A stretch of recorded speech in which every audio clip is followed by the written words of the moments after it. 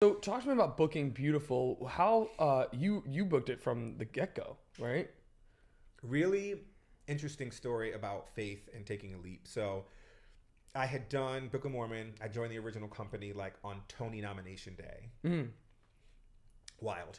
And I did that for a year and I left for the first national tour and I did that for 11 months. But after doing Mormon for 2 years, I was like, okay, I don't know that I can do this show anymore, but I was afraid to leave. Uh huh. And I was backstage in Toronto on A Bit of Faith. My friend Tyson Jeanette was like, Douglas, he was one of the original swings. He's like, Douglas, you have to believe that you're going to book work. You just have to go for it. You're like fierce, believe in yourself.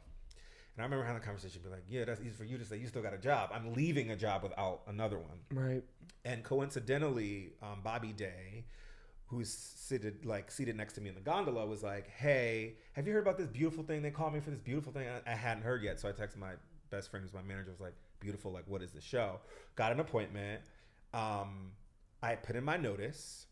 I had callbacks for Beautiful and Motown on like a Tuesday.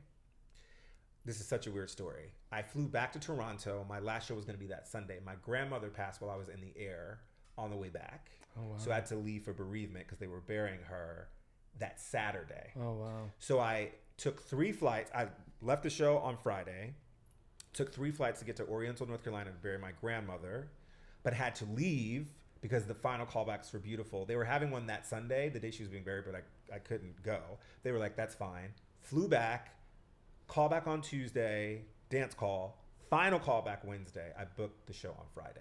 I've been unemployed for 5 or 6 days, A week. a week. But if I had not taken the leap of faith to leave Book of Mormon, I would not have. Of course not.